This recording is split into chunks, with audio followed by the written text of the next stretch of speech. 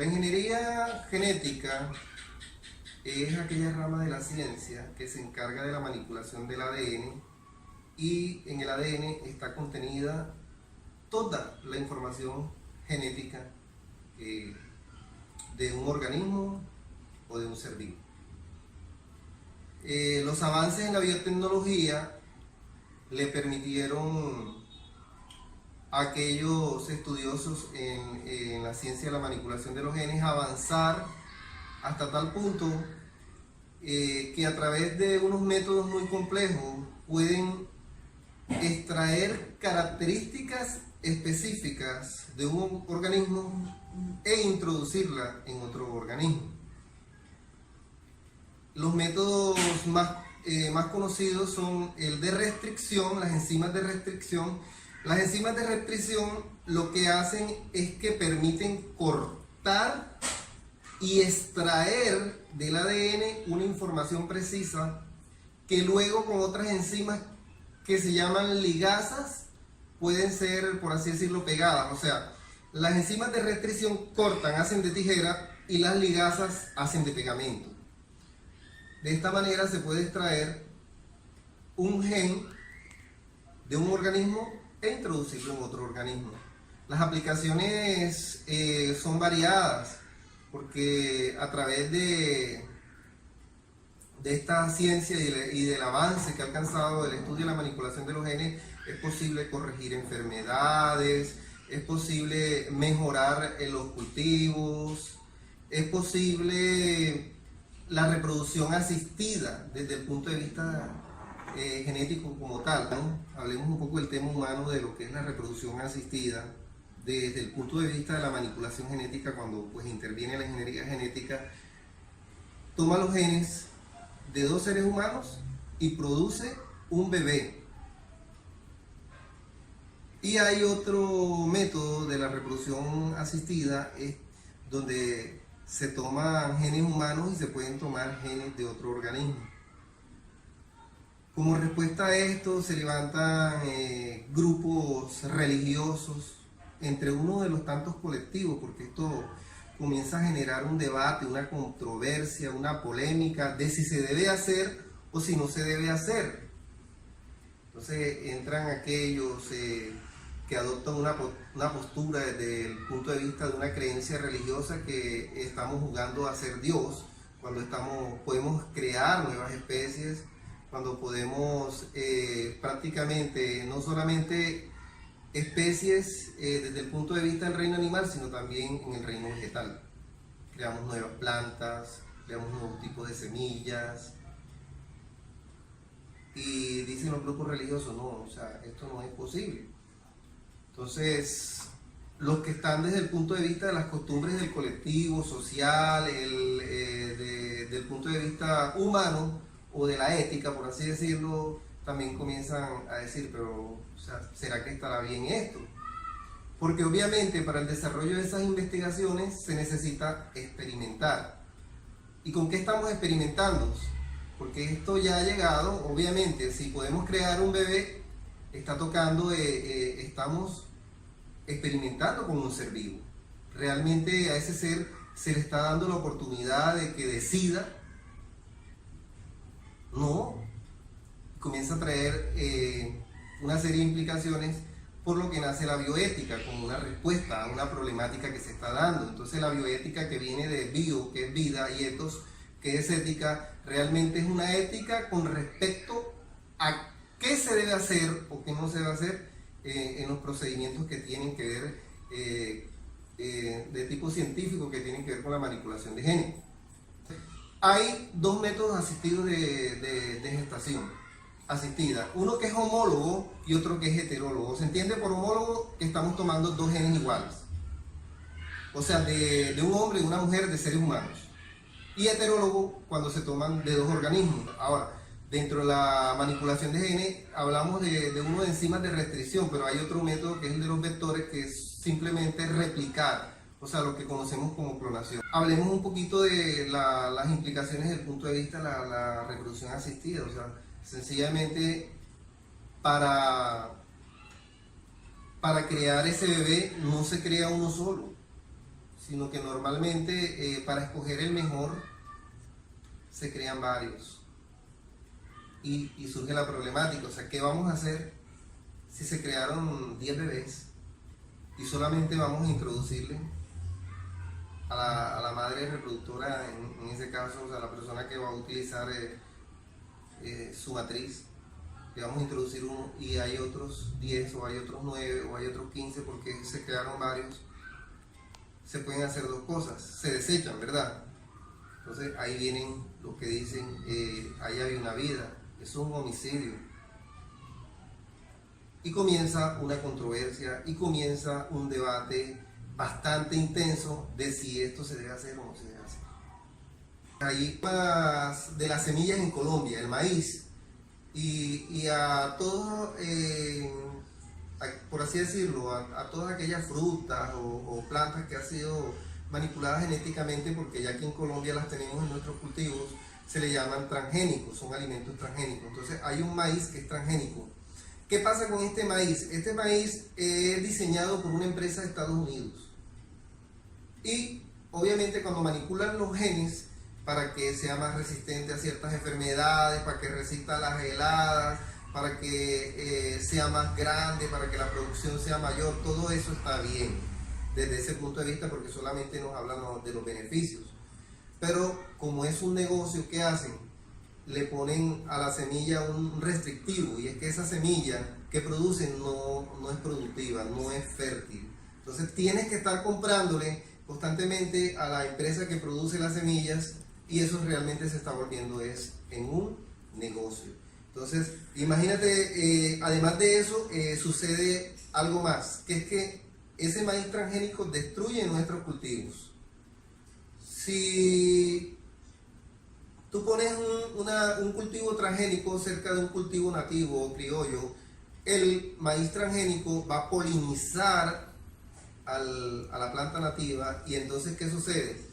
Que realmente los estudios científicos han demostrado de que esa planta esa planta que se produce, que contamina, por así decirlo, a la semilla criolla, ya tampoco da frutos, solamente da hojas y da unas espigas, pero no produce mazorcas. Entonces, ¿qué hacen? Además de que a nivel genético esta semilla está patentada, o sea, tiene una patente interna, una firma genética que no te permite a ti reproducirla ni nada, porque ellos tienen una patente a nivel internacional. Entonces realmente es un negocio, y además es un negocio que está afectando la economía colombiana como tal, si la miramos, porque está destruyendo los cultivos nativos de aquellos campesinos. ¿Qué dice el ICA en Colombia? El ICA en Colombia tiene unos estudios científicos al respecto, y ellos dicen que para eso entonces existen unas normas de manipulación y unas normas de bioseguridad, donde no se debe colocar un cultivo transgénico sino a 300 metros de otro cultivo, y que se ha demostrado, según los estudios que ellos han hecho científicos, que a 300 metros realmente los cultivos nativos que se ven afectados son del 1%.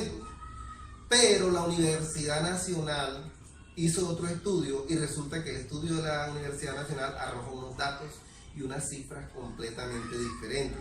¿Cuáles son las cifras que arrojan los estudios de la Universidad Nacional? Ellos hicieron unos estudios allá en el Valle, en un pueblo del Valle, y resulta que encontraron cultivos que están a 2 kilómetros de un cultivo transgénico y están contaminados y están dañados. Porque obviamente cuando es polinizada el maíz nativo por el transgénico, él va a producir sus mazorcas, pero el campesino colombiano toma de la misma cosecha, él vende una parte, y de la misma cosecha separa una semilla, y resulta que esta semilla se contaminó. Cuando ellos siembran, las plantas que nacen no dan frutos, solo hojas y espigas. Eso está afectando y está empobreciendo, por así decirlo, el sector de los agricultores con el tema del maíz. Otro, en Singapur tomaron el gen de un elefante, y es algo real, y lo aplicaron en una sardina, y han creado una sardina gigantesca cuando sabes que las sardinas son pequeñas. Entonces vemos en los seres humanos lo que vemos en un negocio, vemos en la alimentación, en la agricultura, en las diferentes áreas, en la medicina,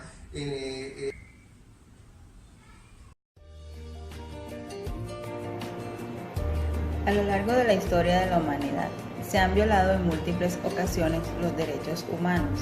Han existido repercusiones negativas y positivas en los avances científicos de la biomedicina de la vida humana y se ha priorizado el avance de la sociedad industrial a costa del daño que se podía generar en los ecosistemas.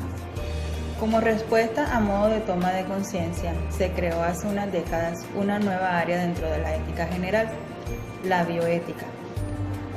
Como veremos, definir la bioética no es algo sencillo. Existe una gran cantidad de orientaciones que conforman la bioética, que la nutren para el análisis y la resolución de problemas que han justificado su aparición. ¿Qué es bioética? En término, bioética tiene un origen etimológico bien conocido. Bios, ethos, comúnmente traducido por ética de la vida. La bioética es una rama de la ética encargada de proporcionar y examinar los principios de conducta más adecuados para el ser humano en relación con la vida humana, la vida animal y la vida vegetal. Entre las múltiples definiciones que existen de la bioética, podemos afirmar que se trata del estudio sistemático de la conducta humana en el ámbito de las ciencias de la vida y el cuidado de la salud, examinada a la luz de los valores y de los principios morales. Debemos aclarar que a diferencia de la ética médica, la bioética no se limita al entorno médico, sino que aborda múltiples cuestiones, por ejemplo, el medio ambiente y los derechos de los animales.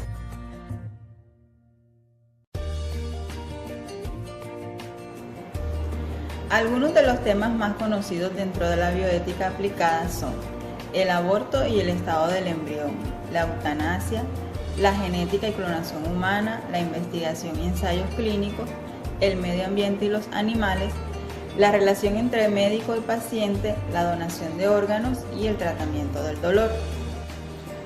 La bioética se trata de una disciplina relativamente joven, pues tiene menos de medio siglo de historia.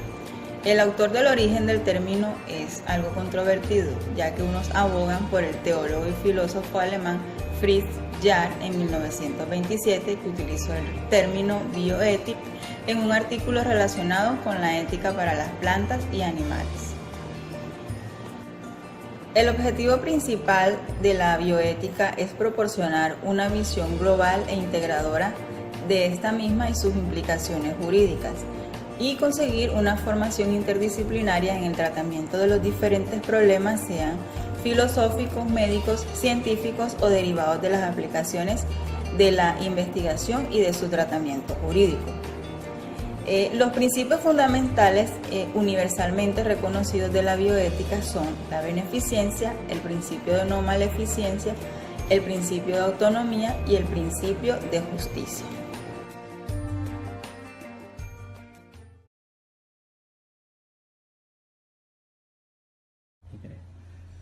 Muy buenas tardes, mi nombre es Johnny Luis Valero Jiménez, pertenezco al 9º semestre de Contaduría del Politécnico de la Costa Atlántica.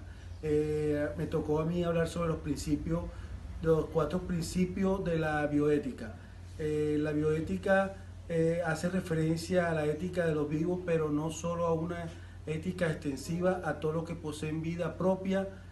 Para ello la bioética se sustenta en 4 principios. Decimos principios dan la posibilidad de dar a las personas una garantía de ciertos procesos de índole médico y de investigación. El principio de autonomía se encarga de velar porque las acciones sean realizadas bajo las decisiones propias con responsabilidad y deberes. Ser respetados los valores, criterios y preferencias a las personas. Por ejemplo, en la parte de la medicina, este principio es bastante aplicativo, ya que el paciente tiene la libertad de escoger si quiere o no someterse a un determinado tratamiento médico. El segundo tema es el principio de no maleficencia. Encarga de mirar que las acciones realizadas no causen daño a terceras personas de manera intencional. Bueno, el tercer principio es de justicia.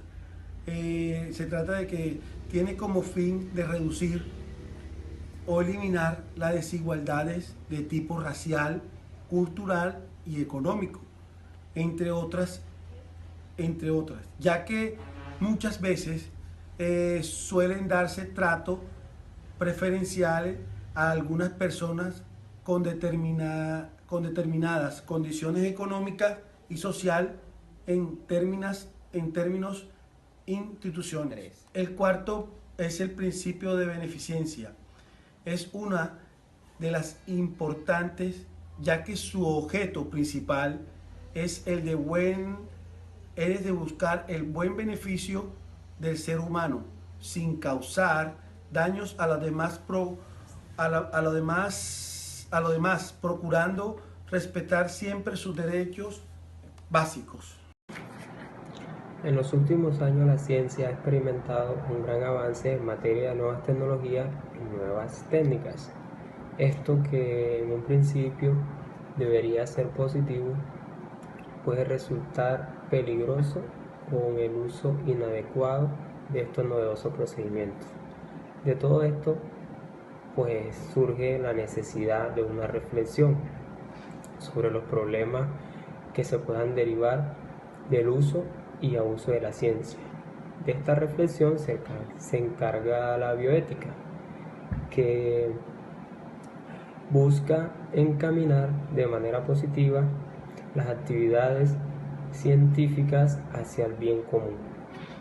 Enfocándonos en los principios básicos de la bioética, podemos decir que este tipo de procedimientos genéticos deben hacerse con autonomía. Basándonos en los seres humanos, pues cada persona que se vaya a someter a este tipo de procedimiento pues debe ser decisión propia de sí misma, y pues se deben respetar sus valores. La no maleficencia. El mal uso de la información genética se puede utilizar para producir enfermedades por empresas multinacionales que busquen algún beneficio económico. Lo que busca la bioética es vigilar o mirar este tipo de acciones que puedan causar daño a las personas. La justicia. Este tipo de procedimientos científicos resultan ser caros, y pues la bioética lo que quiere es reducir esa brecha y pues que tengamos una balanza por lo menos equilibrada entre este y otros aspectos que se pueden derivar. Beneficencia. Que el fin de estos procedimientos sean por el bien de las personas. Por ejemplo, curar enfermedades, todo con el bien, por el bien de los seres humanos.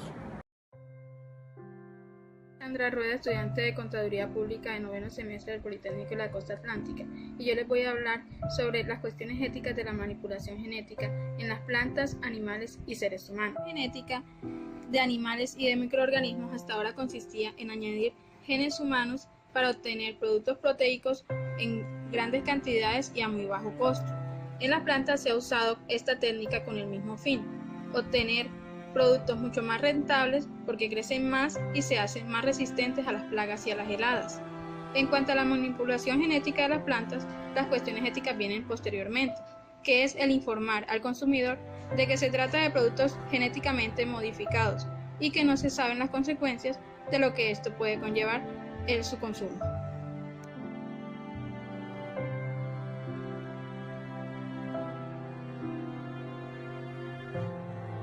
Sucede algo muy parecido como se maneja con las plantas, y es que se trata de extraer y uniformar las especies, tanto animales como vegetales, con los posibles efectos que esto pueda tener en el futuro. Además que con la manipulación genética de estos seres vivos se crean nuevas especies.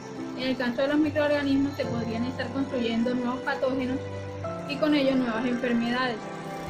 Una variante de la recombinación genética es la transgénesis. Con esta metodología es viable la intervención del patrimonio genético de un ser con adición de nuevos genes y la alteración, por tanto, de sus características.